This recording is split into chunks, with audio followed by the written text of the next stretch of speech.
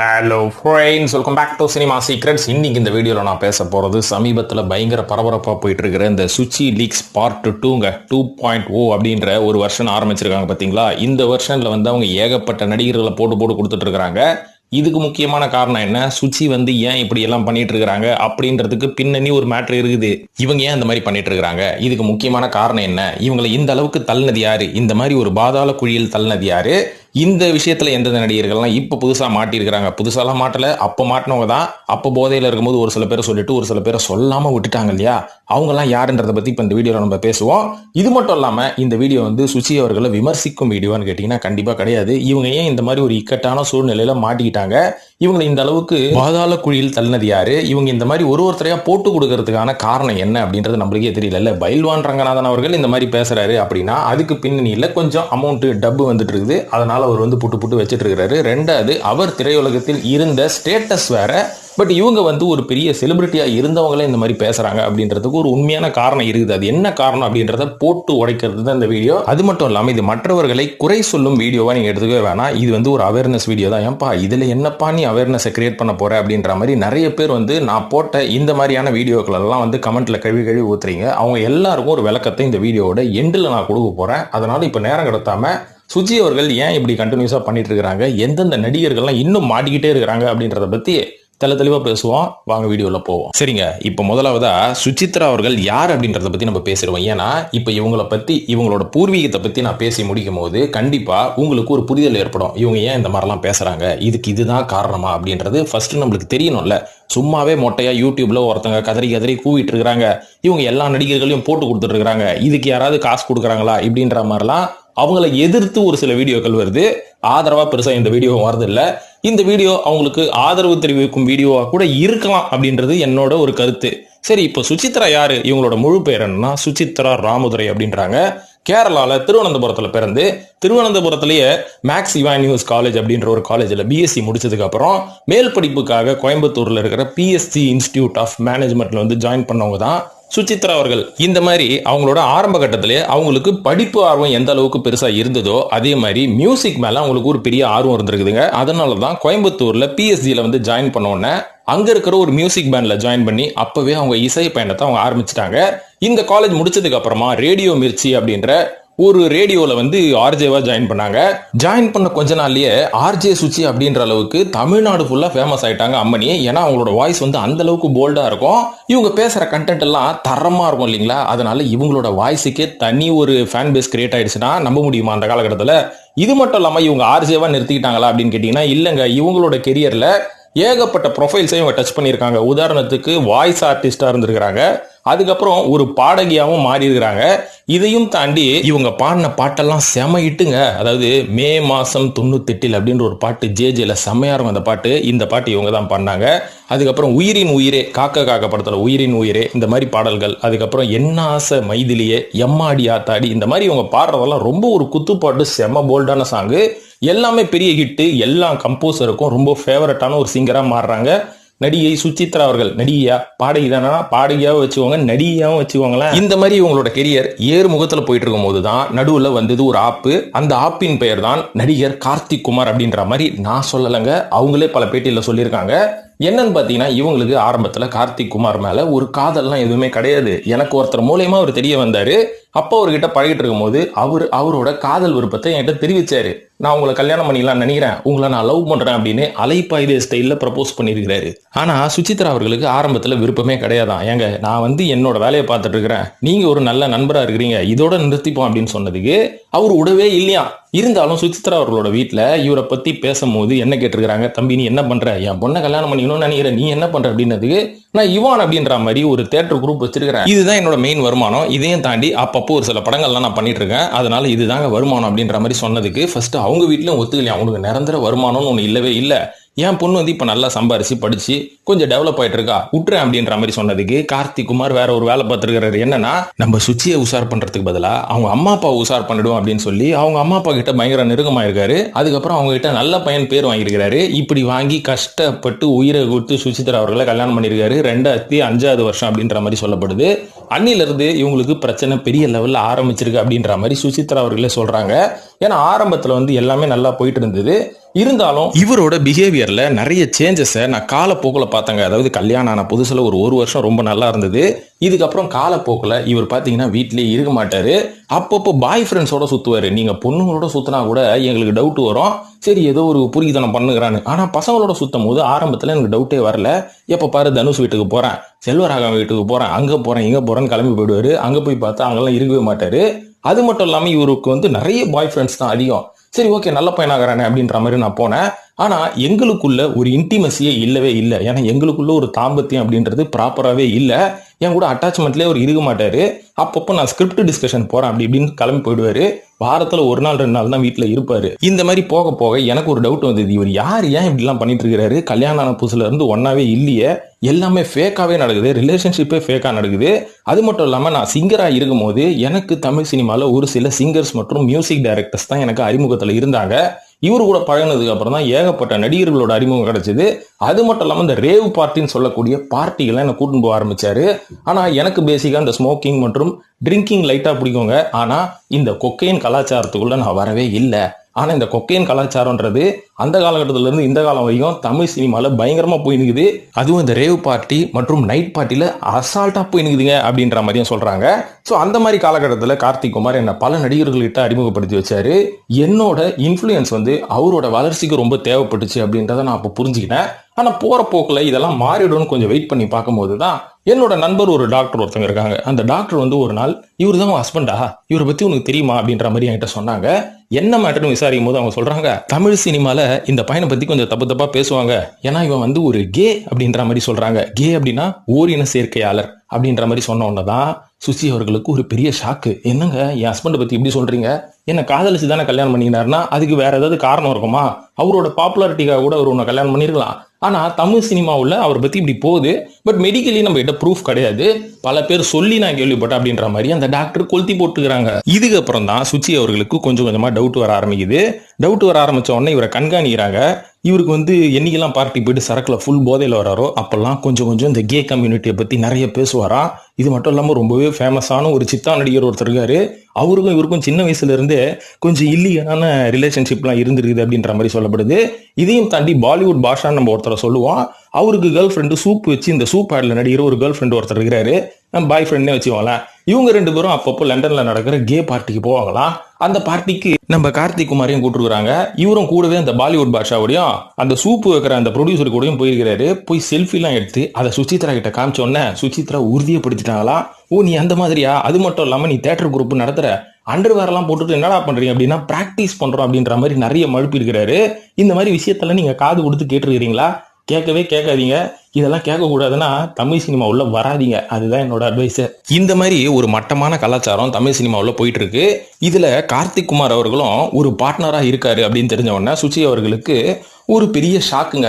என்னடா இது, ஒருத்தனை கல்யாணம் பண்ணோம், அழகா குழந்தை பெற்றுக்கலான்னு பார்த்தா குழந்தையும் பெற்றுக்க மாட்டான், ஒரு நல்லபடியா குடும்பம் நடத்தி ஒரு ஃபேமிலி ரன் பண்ணலான்னு பார்த்தா அதுவும் இல்லை, நம்மளுக்கு அப்பா அம்மாவும் இல்லை, இறந்து போயிட்டாங்க, ஹஸ்பண்ட் இவன் ஒருத்தன் தான் இருக்கான், இவனும் வேலைக்கு ஆக மாட்டான் அப்படின்னு ஒரு விரக்தியில இருந்துருக்காங்க. விரக்தியில இருக்கும்போது நம்ம கார்த்திக் குமார் என்ன பண்ணிருக்காரு, வா நம்ம அப்பப்போ நைட் பார்ட்டி போவோம், நம்மளோட ஃப்ரெண்டு தனுஷ் வந்து ஒரு நைட் பார்ட்டி நடத்துறாரு, எல்லா நடிகர்களும் நைட் பார்ட்டி நடத்துறாங்க அப்படின்னு என்னை கூட்டின்னு போறது.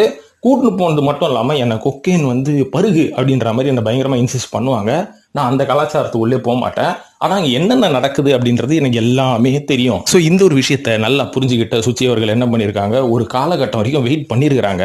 வெயிட் பண்ணதுக்கு அப்புறம் ஒரு கலாச்சாரம் ஒன்று இருக்குங்க. அதாவது இந்த நைட் பார்ட்டியில் ஒரு கலாச்சாரம் இருக்கு. அது பேர் என்னன்னா பிராங்க்னு சொல்லுவாங்க. என்னன்னா இவங்க ஃபுல் போதை ஏற்றிக்கிறது, 12 மணி நைட்டு 12 மணி வரைக்கும் ஃபுல் போதை ஏற்றிக்கிறது, இல்லைன்னா 24 மணி நேரமும் போதை அப்படின்ற மாதிரி ஒரு கேம் இவங்களுக்குள்ளே கண்டக்ட் பண்ணிப்பாங்களாம். இந்த மாதிரி 24 மணி நேரம் கேமில் எவ்வளோ குடிக்கிற, எவ்வளோ சாப்பிட்ற, எவ்வளோ டிராவலிங் பண்ணுற அப்படின்ற மாதிரி இவங்களுக்குள்ளே காசு கொட்டி கிடக்குதுல, என்ன பண்ணுறதுங்க, இதை பற்றி நான் கடைசியாக நான் வீடியோவில் சொல்கிறேன். ஸோ இந்த மாதிரி ஒரு கலாச்சாரத்தில் இருக்கும்போது அடுத்தவனை கலாய்கிறது, அதாவது அவன் வந்து ஒரு விஷயத்துல மாற்றானோ இல்லையோ மாட்டிக்கிட்டானா எப்படி அப்படின்ற மாதிரி இவங்களே உட்காந்து ஸ்கிரிப்ட் எழுதுவாங்களாம். இந்த மாதிரி போதையில ஸ்கிரிப்ட் எழுதும் போது நம்ம சுச்சி இருக்காங்க பார்த்தீங்களா, இவங்களை வச்சு பல பேர் வந்து விளையாடிக்கிறாங்க. விளையாடுறது மட்டும் இல்லாம கொஞ்ச நாளைக்கு முன்னாடி நம்ம ஒரு விஷயம் கேள்விப்பட்டிருப்போம்ல, சுச்சி அவர்கள் வந்து தனுஷ் அவர்கள் ரேப் பண்ணிட்டாரு, இதை வந்து சின்மாய் வந்து வீடியோ எடுத்தாங்க இப்படின்ற ஒரு மேட்டர்லாம் நம்ம கேள்விப்பட்டிருப்போம். இது எல்லாமே ஸ்கிரிப்டடு, இது எல்லாமே உண்மையாவே நடக்கலையாம், ஸ்கிரிப்ட் தான் வந்திருக்கான். இது மட்டும் இல்லாமல் இந்த கொக்கைன் கலந்து கொடுத்து ட்ரக்ஸ் கொடுத்து படுக்க வச்சுட்டாங்க, வீடியோ எடுத்தாங்க, இது எதுவுமே நடக்கலை அப்படின்ற மாதிரி சொல்றாங்க. இது எல்லாமே ஸ்கிரிப்டுங்க. போதை இல்லாமல் உட்காந்து இப்படி நடந்தா எப்படி இருக்கும், அப்படி நடந்தா எப்படி இருக்கும்ன்ற மாதிரி பச்சை பச்சையா பேசுவானுங்க. இது மட்டும் இல்லாமல் நான் லீக் பண்ணிட்டேன், சுச்சி லீக்ஸ்ன்னு சொல்லிட்டு எல்லாரும் என்னை பிடிச்சி கழுவி ஊத்துறீங்களே, இந்த போட்டோலாம் நான் எடுத்த மாதிரியா இருக்கு, நான் பக்கத்துல நின்று பர்சனலாக எடுத்த போட்டோ மாதிரியா இருக்கு, கொஞ்சம் சொல்லுங்க பார்ப்போம்.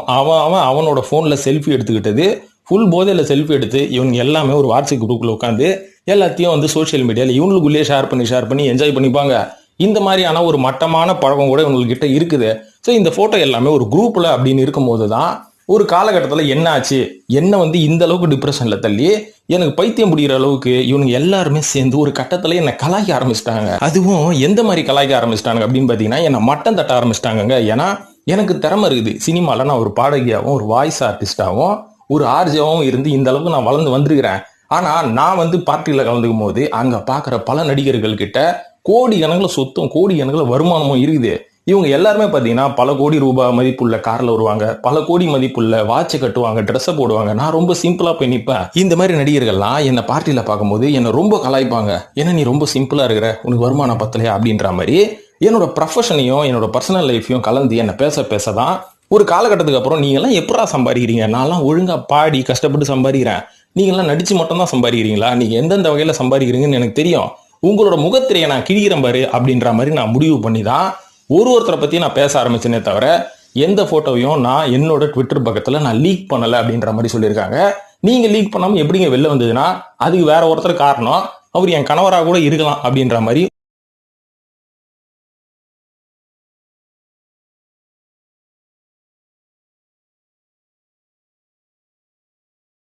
இருந்தாலும் இந்த போட்டோஸ்லாம் லீக் ஆனதுக்கு அப்புறம் கார்த்திக் குமார் கொடுத்த ஸ்டேட்மெண்ட் என்ன தெரியுங்களா, என் பொண்டாட்டி வந்து மென்டலி அவங்களுக்கு நிறைய ப்ராப்ளம் இருக்கு, அந்த மாதிரி மென்டலா அவங்க இருக்கும்போது தான் அந்த போட்டோஸ் எல்லாம் அவங்க ரிலீஸ் பண்ணிட்டாங்க, அதனால இப்போ அவங்க ட்ரீட்மெண்ட்ல இருக்கிறாங்க, இப்போ யாருமே அவங்களை டிஸ்டர்ப் பண்ணாதீங்க அப்படின்ற மாதிரி சொன்னாங்க. ஆனா உண்மையாவே சுச்சி அவர்களோட அக்கௌண்ட்டை வச்சு கார்த்திக் குமார் தான் அந்த போட்டோஸை லீக் பண்ணாரு அப்படின்ற மாதிரி ஒரு தரப்புல பேசிட்டு இருக்காங்க. அது எந்த அளவுக்கு உண்மை அப்படின்றது நம்மளுக்கு தெரியாது. ஆனா இப்படியும் நடந்திருக்கலாம். ஏன்னா சுச்சி அவர்கள் இன்னைக்கும் என்னைக்குமே பேசும்போது கொஞ்சம் தெளிவா தான் இருக்கிறாங்க. தெளிவா இருக்கிற பொம்பளை இந்த மாதிரி தெளிவான விஷயங்கள் பண்ணா என்னைக்கும் அவங்க மேல போலீஸ் ஆக்ஷன் எடுத்திருப்பாங்க. இன்னி வரைக்கும் ஏன் எடுக்கல அப்படின்றது தான் மர்மமான மேட்ரு. என்ன மர்மம்னு கேக்குறீங்களா? ஒண்ணுமே கிடையாதுங்க. அதுல பாதிக்கப்பட்ட யாருமே சுச்சி மேல கம்ப்ளைண்ட் கொடுக்கல. காரணம் என்ன தெரியுங்களா? இது எல்லாமே பிளான் போட்டு அந்தந்த நடிகர்களே செஞ்சுக்க கூடிய ஒரு பிராங்க் அப்படின்ற ஒரு கேமா எப்படி இருக்குது பாருங்க. இந்த மாதிரி போட்டோஸ், அந்தரங்க போட்டோஸ் லீக் ஆகுறது ஒரு கேம் அப்படின்றாங்க இந்த சினிமா இண்டஸ்ட்ரியில இந்த குரூப் ஆஃப் நடிகர்கள். அதனால இந்த கேம் படி இது எல்லாமே லீக் ஆகி தான் ஆகணும், இது நாங்கள் பர்பஸ்ஃபுல்லாக தான் பண்ணோம், அதுக்கு சுவிட்சை நாங்கள் யூஸ் பண்ணிக்கிட்டோம் அப்படின்ற மாதிரி சொல்றாங்க. ஸோ இது அப்பட்டமான ஒரு கேம். இது வந்து இந்த மாதிரி பிரைவேட் பார்ட்டியில இருந்து போட்டோ எடுத்து தெரியாதனமா இவங்க லீக் பண்ணிட்டாங்க அப்படின்ற ஒரு மேட்டரே கிடையாது. அதை நல்லா புரிஞ்சுக்கோங்க. இது எல்லாமே ஒரு கேமு. இந்த கேம்ல இந்த போட்டோஸ் எல்லாம் வெளில ரிலீஸ் ஆனதுக்கு அப்புறம் இந்த செலிபிரிட்டியோட மனநிலை என்ன அப்படின்றத பாக்குறது தான் ஒரு கேம். பிக் பாஸ் அப்படின்ற ஒரு கேம் வரும்போது இதெல்லாம் ஒரு கேமான மட்டம் தட்டின எல்லாருமே இன்னைக்கு பிக் பாஸ் 7 வரைக்கும் பார்த்து கமலஹாசன் அவர்கள் 100 கோடி ரூபாய் சம்பளம் வாங்குற அளவுக்கு பிக் பாஸ் ஒரு பெரிய நிகழ்ச்சியா நம்ம மாத்திருக்கோம். இதே மாதிரி இந்த ரேவ் பார்ட்டியில நடக்கிற ஒரு கேம் ஷோ தான் இது. ஸோ இது வந்து நடைமுறைக்கு வந்ததுன்னா தமிழ் கலாச்சாரம் இல்ல, இந்திய கலாச்சாரமே எந்த லட்சணத்துல இருக்கும்னு கொஞ்சம் யோசிச்சுவாங்க. இப்போ இவங்க சொல்றதை வச்சு பார்த்தா எந்தெந்த நடிகர்கள்லாம் இதுக்கு முன்னாடி மாட்டிக்கிட்டாங்க அப்படின்றத நம்ம ஏற்கனவே சுச்சி அவர்களோட பழைய லிஸ்ட்ல பார்த்திருப்போம். இந்த கேம்ல ஏகப்பட்ட நடிகர்கள் பாப்புலாரிட்டி ஆனாலும் பல நடிகர்களுக்கு வாழ்க்கை போச்சு, பல நடிகர்களுக்கு குடும்பமே போச்சுன்னு நம்ம சொல்லலாம். ஆனா இதை வச்சு நிறைய நடிகர்களோட கெரியர் எந்த ஸ்பாயிலும் ஆகாம அவங்க அடுத்த லெவலுக்கும் போயிருக்காங்கன்றது தான் நிதர்சனமான உண்மை. அப்படி இந்த போட்டோஸ்லாம் லீக் ஆனதுக்கு அப்புறம் எந்தெந்த நடிகர்கள் எந்தெந்த செலிபிரிட்டிஸ் இன்னும் வளர்ந்துருக்காங்க அப்படின்றத கமெண்ட்ல போடுங்க. யாரோட லைஃப் எல்லாம் காலியாச்சு அப்படின்றதையும் நீங்க கமெண்ட்ல போடுங்க. அப்போ கண்டிப்பா உங்களுக்கு புரியும். இதெல்லாம் புரிஞ்சு நாங்க என்ன பண்ண போறோம் அப்படின்னு கேட்டீங்கன்னா இந்த வீடியோ கடைசி வரைக்கும் பாருங்க, நான் சொல்றேன். சோ இப்போ சமீபத்துல அவங்க சொல்ற குற்றச்சாட்டு, ஒரு வளர்ந்த நடிகர், அவருக்கு ஒரு பாம்போட பட்டப்பெயர் கூட இருக்கும், அந்த நடிகர் இந்த பார்ட்டியில ஃபாரின் கேர்ள்ஸ் எல்லாம் கூட்டின்னு வருவாராம். அதுதான் அவரோட வேலையவா. இவரோட ஃப்ரெண்டு ஒருத்தர் இருக்காரு, சமீபத்துல ஒரு குத்துச்சண்டை வீரராக ஒரு படத்துல பண்ணாரு, அவரோட பேரெல்லாம் நான் சொல்ல விரும்பல. அவர் வந்து பாத்தீங்கன்னா அவரும் ஒரு கே அப்படின்ற மாதிரி, ஒரு பைசெக்சுவல் அப்படின்ற மாதிரி சொல்றாங்க. ஸோ நம்ம வளர்ந்த நடிகரும் ஒரு பைசெக்சுவல் தான். இவங்க 2 பேரும் சேர்ந்து ப்ராஸ்டியூஷனும் பண்ணியிருக்காங்கன்றாங்க. இது வந்து 100% ஆதாரத்தோட நம்ம கிட்ட இல்லை. ஆனால் இந்த மாதிரி ஒரு கேமில் இந்த ஒரு தகவலும் வெளியாச்சு. இதெல்லாம் கூடிய சீக்கிரம் சுச்சி அவர்களே லீக் பண்ணுவாங்க. அது வரைக்கும் பொறுமையாக இருப்போம். அதுக்கப்புறம் மொத்தப்படி ஏன் மேலே தூக்கி போட்டுறாதீங்க, நீ என்னப்பா வளர்ற. ஸோ இதெல்லாம் நடக்கிறதுக்கு முக்கியமான காரணம் என்னங்க? எங்க செலிபிரிட்டிஸ் கிட்ட மட்டும்தான் இவ்வளோ பணம் இருக்கா? ஏன் எங்கள் ஊர் பிஸ்னஸ் மேன் கிட்ட இல்லையா? எங்கள் ஊரில் ஒருத்தர் மளிகை கடை வச்சுக்கிறாருங்க, பெரிய சூப்பர் மார்க்கெட் வச்சுக்கிறாரு. அவரே ஒரு மாதத்துக்கு வந்து ஒரு 2 கோடி ரூபா சம்பாதிக்கிறாரு. அவர் இந்த மாதிரிலாம் பண்ண மாட்டுறாரு. ஆனால் நடிகர்கள் மட்டும் ஏன் பண்ணுறாங்க அப்படின்னு கேட்டிங்கன்னா, அதுக்கு பின்னாடி ஒரு முக்கியமான காரணம் இருக்குது. ஒரு மளிகை கடைக்காரோ இல்லை ஒரு சரவணா ஸ்டோர் ஓனரோ இல்லை ஒரு பெரிய பிஸ்னஸ் மேனோ இவங்க வந்து ஒரு தொழில் தொடங்கி ஒரு வருமானத்தை சம்பாதிக்கணும்னா இவங்க எத்தனை வருஷம் வந்து வெயிட் பண்ணணும்? நல்லா யோசிச்சு பாருங்க. குறைஞ்சது ஒரு 10 வருஷத்துலேருந்து 20 வருஷம். அந்த 20 வருஷம் கழிச்சு தான் இவங்களுக்கு கோடி கோடியா பணம் கொட்டுறதுக்கு ஆரம்பிக்கும். அந்த 10 வருஷமோ 20 வருஷமோ கழிச்சு தான் இவங்களுக்கு பணம் கொட்ட ஆரம்பிக்கும். ஒரு சில பிசினஸ்ல 2 வருஷமே ஆரம்பிச்சிடும். ஸோ இந்த மாதிரி பிசினஸ் மேன் வந்து பிசினஸ் ஆரம்பிக்கும் போது எவ்வளவு பணத்தை அவங்க இன்வெஸ்ட் பண்ணணும் அதை நல்லா தெரிஞ்சுக்கோங்க. அந்த இன்வெஸ்ட்மெண்ட்டுக்குன்னு அவங்க எவ்வளவு வருஷம் சம்பாதிக்கணும், அதுக்கப்புறம் அந்த கடைக்கான ரெண்ட்டு, அந்த கடையில பிசினஸ்ல வேலை செய்யற அந்த நபர்களோட அந்த எம்ப்ளாயிஸோட சேலரி, அதுக்கப்புறம் அவங்க product cost, logistics, transport, government ஆஃபீஸரோட ஃபீஸு, லஞ்சம், லொட்டு லொசுக்குன்னு ஒரு பிசினஸ் மேனு இந்த அளவுக்கு லாபம் ஈட்டணும்னா எவ்வளோ காசை விரயம் பண்ண வேண்டியதாக இருக்குது. ஆனால் ஒரு நடிகர்னு எடுத்துக்கிட்டீங்கன்னா அவங்களுக்கு ஃபர்ஸ்ட் படம் ஹிட் ஆகிற வரைக்கும் தான் அவங்க வெயிட் பண்ணணும். ஹிட் ஆயிடுச்சுன்னு வச்சுக்கோங்களேன், அதுக்கப்புறம் எந்த இன்வெஸ்ட்மெண்ட்டும் அவங்களுக்கு தேவையே கிடையாது. நேராக போய் ஒரு படத்தில் கமிட் ஆகி நடிக்க வேண்டியது. அந்த படத்தில் அந்த ப்ரொடியூசர் ஏகப்பட்ட அமௌண்ட்டை உங்களுக்கு கொடுப்பாங்க. பர்சனல் செலவு முத கொண்டு இவங்க தங்கறதுல இருந்து சோறு, திங்கிறது, தங்கறது, டிராவல் எல்லாமே ப்ரொடியூசர் பார்த்துக்கிட்டு போதா வரைக்கும் கோடிக்கணக்கில் சம்பளத்தை வேற கொடுக்கும் போது எந்த இன்வெஸ்ட்மெண்ட்டும் இல்லாமல் ரொம்ப குறுகிய காலகட்டத்தில் பல கோடி ரூபாய் இவங்களை நெருங்கி வரனால தான் இவங்களுக்கு எந்த ஒரு பெரிய செலவும் கிடையாது. இவங்களோட பர்சனாலிட்டி இவங்க மெயின்டைன் பண்ணாவே போதும். அதுக்கு மேலே எதுவுமே தேவையில்லை. இவங்களோட இமேஜை இவங்க மெயின்டைன் பண்ணிக்கணும். ஸோ அதனால தான் வேற என்ன பண்றது, கஷ்டப்பட்டு ஸ்ட்ரெஸ்ஃபுல்லாக ஒரு 3 மாசம் நடிக்கிறோம், இந்த மாதிரி என்ஜாய் பண்ணுவோன்ற மாதிரி இவங்களோட மைண்ட் செட்டும் மனநிலையும் மாறிட்டு இருக்குது. அதனால தான் இந்தியா இல்லைங்க, உலகம் முழுக்க அரசியல்வாதிகளும் செலிபிரிட்டிஸும் மட்டும்தான் இந்த அளவுக்கு பெரிய லெவலில் பணத்தை ஈட்டுறாங்க, பெரிய லெவலில் என்ஜாய்மெண்ட்டும் பண்ணுறாங்க. ஸோ இதனால நம்மளோட சப்ஸ்கிரைபர்ஸுக்கு, நம்மளோட ஃபாலோவர்ஸுக்கு, நம்மளோட நண்பர்களுக்கு நான் என்ன சொல்ல வரேன், இது வந்து அவங்களோட பர்சனல் லைஃப்பை பற்றி நீ பேசுறியே, உனக்கு இது தேவையா? அவங்க பர்சனல் லைஃப்பில் அவங்க என்ஜாய் பண்ணிட்டு போகிறாங்கன்னு ஏகப்பட்ட மேதாவிங்கெல்லாம் கமெண்ட்ல போட்டு என்ன கேட்குறாங்க. இவங்களுக்குலாம் நான் சொல்லிக்கிற பதில் என்ன அப்படின்னு பார்த்தீங்கன்னா, அவங்களோட பர்சனல் லைஃப் அவங்க வாழ்ந்துட்டு போட்டோங்க, அவங்க பர்சனல் லைஃப்பில் அவங்க எப்படி வேணாலும் இருக்கட்டும். ஆனா நம்ம தமிழ்நாடை பொறுத்த வரைக்கும் தமிழ் சினிமாவை சேர்ந்த நடிகர்கள் தானே தமிழ்நாட்டை ஆண்டுனுங்கிறாங்க. ஸோ இந்த மாதிரி ஒழுங்குமே இல்லாத ஆட்கள் கையில் நீங்கள் தமிழ்நாட்டை, உங்களோட சொந்த ஸ்டேட்டை, உங்கள் மாநிலத்தை நீங்கள் கொடுக்கும்போது ஸோ அந்த மாநிலம் எந்த லட்சத்தில் இருக்கும் அப்படின்றத கடந்த ஒரு 50 வருஷமா நம்ம பார்த்துக்கிட்டு தானே இருக்கோம். இந்த அவல நிலை இவ்வளோ சோசியல் மீடியா வந்ததுக்கு அப்புறமும் இவ்வளோ பேர் நல்லா படிச்சதுக்கு அப்புறமும் தொடர்ந்துச்சுன்னா தப்பு யார் மேலே? எதையும் கண்டுக்காம போற எவன் எப்படியோ போயிட்டு போறான், அவன் பர்சனல் லைஃப்ல எவனும் எப்படியோ வாழ்ந்துட்டு போறான் அப்படின்னு அலட்சியமா போற உங்க மேலையா, இல்ல அந்த மாதிரி என்ஜாய் பண்ணிட்டு இருக்கிற நடிகர்களை தூக்கின்னு வந்து பெரிய சிம்மாசனத்துல உட்கார வைக்கிற அந்த பொறுப்பு யாருக்கு இருக்கணும் அப்படின்றத கொஞ்சம் யோசிச்சு பாருங்க. ஏன்னா உதாரணத்துக்கு ஒரு பொருள் வாங்க ஒரு மார்க்கெட்டுக்கு போனாலே அந்த கடைக்காரனை பிடிச்சி உழுக்குன்னு உலுக்கி இது நல்ல பொருளா கெட்ட பொருளான்னு அவ்வளோ ஆராய்ச்சி பண்ணி வாங்குறோம். ஆனா நம்மளோட தமிழ்நாட்டையே ஒரு நடிகருக்கு தாரவாத்து கொடுக்கும் போது அவனோட யோகியத்தை பத்தி நம்ம தெரிஞ்சுக்கணும்ன்றது எவ்வளவு பெரிய முக்கியமான விஷயம். இதை விட்டுட்டு பொறுப்பே இல்லாம அவன் ஏதோ ஒன்று பண்ணிட்டு போறான் அப்படின்னு சொல்லி நீங்க விடுறீங்க. அவனுக்கு எல்லாருமே நான் அரசியலுக்கு வரேன்னு சொல்லி ஃபியூச்சர்ல அரசியலுக்கு வந்து நாட்டையே சின்னாபின்னமாக்குறானுங்க, நல்லா கல்லா கட்டுறானுங்க. அதனால நம்ம நாட்டை ஒப்படைக்கும் போது எவன் எப்படி இருக்கிறான், அவனோட பூர்வீகம் என்ன அப்படின்றத விசாரிக்கிறது ஒரு குடிமகனின் கடமை. அந்த ஒரு கடமையை நான் வந்து இந்த யூடியூப் சேனல் மூலமா உங்ககிட்ட கொண்டு வந்து சேர்க்கிறேன். ஸோ அதை புரிஞ்சுக்கிட்டு நடந்துக்கோங்க நண்பர்களே. ஸோ இந்த வீடியோ பார்த்ததுக்கு நன்றி. இது பற்றி உங்களோட கருத்துக்களை கமெண்ட்ல போடுங்க. இன்னும் இது மாதிரியான நிறைய பேரோட முகத்திரையை கிழிப்பது என்னோட வேலை தான்.